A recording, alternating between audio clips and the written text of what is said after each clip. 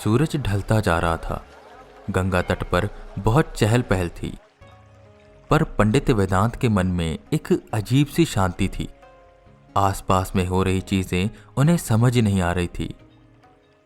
हिमाचल से उन्हें आए 2 हफ्ते हो चुके थे और रोज शाम को वो गंगा तट के किनारे बैठकर खुद से सवाल करते थे। सवाल जिनकी गिनती काफी थी, पर जवाब एक भी नहीं। वो शख्स कौन था जिसके पास ठीक उनके जैसी ताकतें हैं? वो कौन है जिसके हाथ में ठीक ऐसा ही टैटू है? वो उस पत्थर को कहां लेकर गया है और आखिर उसका मकसद क्या होगा? सवालों से घिरे वो गंगा तट पर बैठकर बस जवाब की तलाश कर रहे थे। शायद उनके गुरु अगर जिंदा होते तो वो उन्हें कुछ बता पाते। कोई तो ऐसा होगा जो उनकी मदद कर सके, पर आखिर वो कहां होगा और कैसे उन्हें मिलेगा, ये उन्हें समझ नहीं आ रहा था। ऊपर से उनकी शक्तियां हद से भी ज्यादा थी, पर वो उसे काबू नहीं कर पा रहे थे। अपनी शक्तियों पर काबू पाना बहुत जरूरी था, तभी वो उसका सामना कर पाते जो उस तिलस्मी पत्थर के अंश को लेकर भागा है। गंगा मां की ओर देखते हुए वो सोचते रहे कि आखिर कैसे वो इन शक्तियों पर काबू पाए। वहीं सामने वाले तट पर एक चिता जल रही थी। धुआं उठकर आसमान की ओर जा रहा था और सब लोग रो रहे थे। इंसान ऊपर से ही आता है, अपने कर्म करता है और वापस ऊपर ही चला जाता है। मन में उन्होंने कहा कि तभी उनके दिमाग में एक बात घूमी। इंसान जिस अंश से आता है अंत में उसी अंश में मिल जाता है। मुझे भी अपनी शक्तियों का अंश ढूंढना चाहिए, शायद तभी मैं इन पर काबू कर पाऊंगा। और इसके लिए शायद मुझे अपने अतीत के पन्नों को पलटना पड़ेगा। वो एकदम से खड़े हुए। अब उन्हें समझ आ गया था कि उन्हें कहां जाना है और उन्हें क्या करना है। अगले दिन की बस पकड़ वो वापस से अपने गांव जो भीमताल में था वहां चले जाते हैं। वही पसरा सन्नाटा, गिने चुने लोग और वही नेगेटिव पावर्स, पर इस बार वेदांत को बिल्कुल भी डर नहीं लग रहा था। वो सीधा अपने घर में पहुंचे। अपने सामान को खोलकर देखने लगे, जहां उन्हें उनके पुराने कपड़े, उनकी किताबें, बचपन की कुछ तस्वीरें मिली जिन्हें संभाल संभाल कर उनके घर वालों ने रखा हुआ था। इसी बीच उन्हें एक पुरानी एल्बम दिखाई दी जिस पर मिट्टी की एक मोटी परत जमी हुई थी। उन्होंने उसे हटाया और उस एल्बम को खोलकर देखने लगे। उनकी फोटोज, उनकी बहन की फोटोज, उनके माँ बाप की और रिश्तेदारों की। पर उस एल्बम में एक बात अजीब थी। जब वेदांत छोटे थे तो उनके साथ कई फोटो में एक और बच्चा उन्हें दिखाई दे रहा था जो उनके हम उम्र का ही था, पर उस बच्चे के चेहरे को मिटा दिया गया था। जितनी भी फोटोज थी सब में उस बच्चे के चेहरे को मिटाया हुआ था। वो शांति से बैठकर अपने बचपन को याद करने लगते हैं, पर उन्हें कुछ भी याद नहीं आ रहा था। वो एल्बम को बंद करते हैं। वो काफी परेशान हो गए थे। उन्हें कुछ भी समझ नहीं आ रहा था कि आखिर उन्हें यह बच्चा कैसे याद नहीं। अपने बचपन से जुड़ी उन्हें सारी घटनाएं याद थी। वो अपने दिमाग पर पूरा जोर डालने लगे, पर उन्हें कुछ भी याद नहीं आ रहा था। इतनी देर में उन्हें उस दानव के चिल्लाने की आवाज सुनाई दी। लगता है इसका अंत आ चुका है। अब पहले इसे शांत कराता हूं। अपना बदला अब मैं लेकर रहूंगा। वेदांत गुस्से में उठे और जंगल की ओर जाने लगे। हल्का हल्का अंधेरा हो चुका था। वो सीधा वहां पहुंचे जहां आखिरी बार उनकी उस दानव से लड़ाई हुई थी।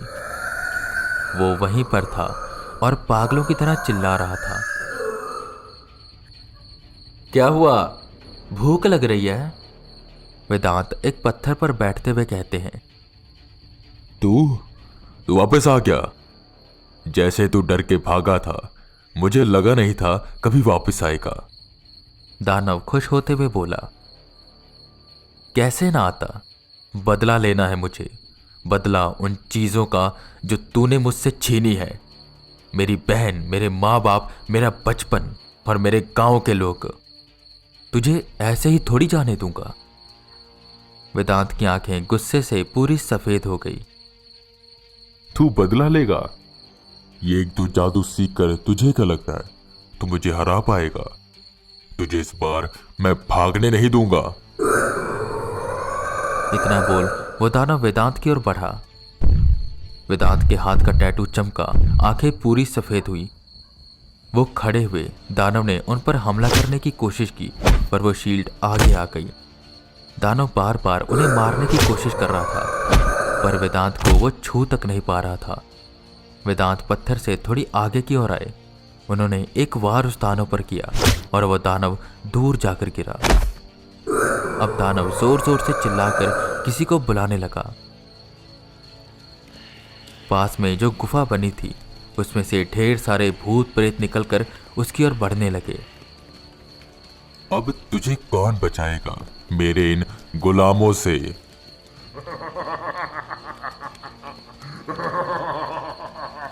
दानव हंसने लगा। वेदांत के चेहरे पर एक मुस्कान आई।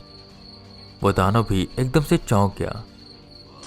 वेदांत ने अपने गले में पहने उस माला को आगे किया जिस पर पिशाच राज के पंजे का निशान था। उस निशान को देख सारे भूत प्रेत डरकर वहां से भागने लगे।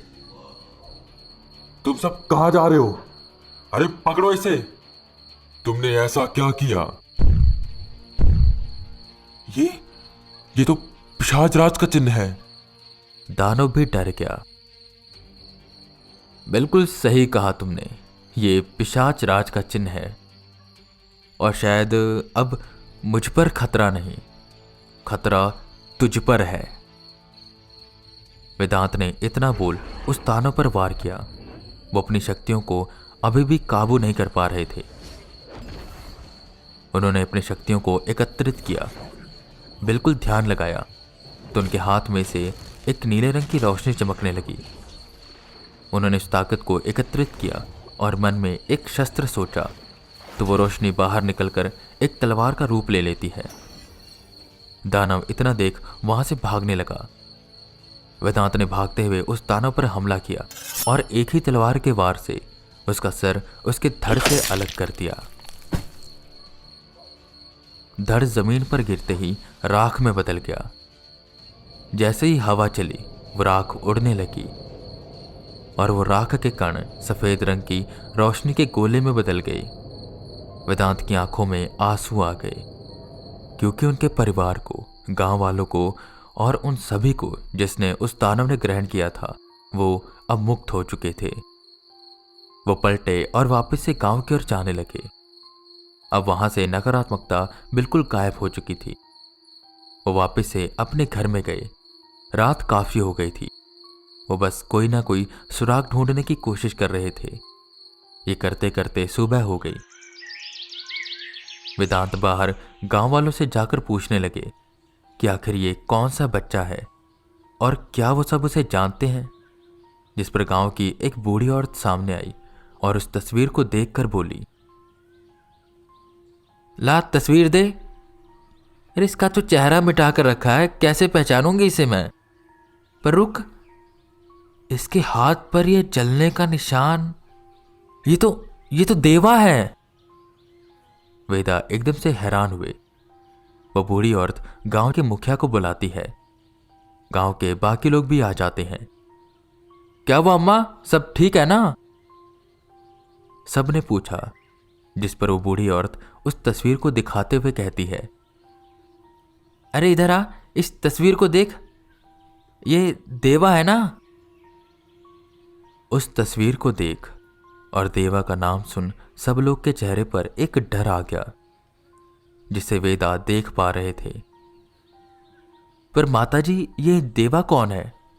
और अगर ये हमारे परिवार के इतना क्लोज था तो मैं इसे कैसे नहीं जानता? सब वेदा को गौर से देखने लगे। तुम इसे नहीं जानते? उस बूढ़ी औरत ने पूछा। वेदा ने ना में सिर हिलाया। ये तुम्हारा भाई है। हमारे धर्म गुरु जी ने ही तुम दोनों का नामकरण किया था। तुम्हारा नाम वेदा और उसका नाम देवा। तुम दोनों बचपन में साथ में खेलते थे और तुम उसे भूल गए। वेदा हैरान हो गए। सच में मुझे कुछ भी याद नहीं। और अभी ये कहां पर है? उन्होंने पूछा। गांव के मुखिया आगे आते हैं और बताते हैं, ये तो हम नहीं जानते, पर अगर तुम उसके बारे में भूल चुके हो तो मैं तुम्हें बताता हूं, शायद तुम्हें याद आ जाए।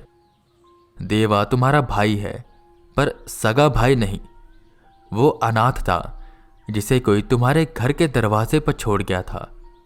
बचपन से ही वो बहुत तेज था। उसकी समझदारी, उसके बात करने का तरीका बिल्कुल बड़े लोगों जैसा था। जहां तुम बहुत डरते थे, वहीं वो एक बहादुर लड़का था। देर देर रात जंगल में घूमा करता था और एक रात जंगल में से धुआं उठ रहा था। हम सब भाग कर गए। तुम अपने घर में ही थे क्योंकि तुम्हें जंगल में जाने से डर लगता था। तो हमने देखा कि देवा जंगल में एक गुफा के सामने कोई तपस्या कर रहा था। तपस्या कहें काला जादू, कुछ समझ नहीं आया। वहीं पर उसने एक बकरे की बलि दी हुई थी और वो कुछ बदबदाए जा रहा था। जैसे हमने ये सब देखा, हमने उसे वहां से भगा दिया और उसके बाद वो कभी मुड़कर गांव में नहीं आया। और उसके जाने के कुछ देर बाद ही गांव में ये मौतें शुरू हो गई। ना जाने क्या था वो, इतनी छोटी उम्र में ये सब चीजों का ज्ञान उसे कैसे मिला। मुखिया जी की बात सुन वेदा बिल्कुल हैरान हो गए। उस देवा के पास भी ताकतें थी, पर आखिर कैसे वेदा को उसके बारे में कुछ भी याद नहीं। कहीं ऐसा तो नहीं कि उसने अपनी ताकतों से उसने अपने बारे में भुलवा दिया हो। ऐसा भी हो सकता था कि अगर वो देवा उस जंगल में जाता था तो शायद उसी ने उस दानव को आजाद किया हो। उनके मन में सवाल आने लगे। मुखिया जी, आपको कुछ पता है कि अभी वो कहां पर है या कहां हो सकता है? वेदा ने पूछा, जिस पर वो मुखिया नाम में सिर हिलाते हैं। खैर, उन तस्वीरों को समेट वो उत्तराखंड में मंदिर मंदिर जाते हैं, मेडिटेशन करते हैं, रोज रात को अपनी पावर को कंट्रोल करने की प्रैक्टिस करते हैं। इस वक्त वो अपनी शारीरिक शक्तियां और मानसिक शक्तियों के बीच में एक संतुलन लाने में लगे हुए थे। कठोर मेहनत और दृढ़ निश्चय के साथ वो कामयाब रहे। काफी हद तक वो अपनी शक्तियों पर काबू पा चुके थे। इस बीच उन्हें राजन का फोन आया। दिल्ली के एक अनाथालय में एक भटकती आत्मा ने वहां के बच्चों का जीना हराम कर रखा था। वो रोज रात को उन्हें तंग करती थी और उनमें से एक बच्चे की मौत भी हो गई थी। वेदा को नया मिशन मिल चुका था और इसी के साथ साथ उन्हें उस तिलस्वी पत्थर और देवा के बारे में भी पता लगाना था। वो निकल जाते हैं दिल्ली अपने अगले मिशन के लिए।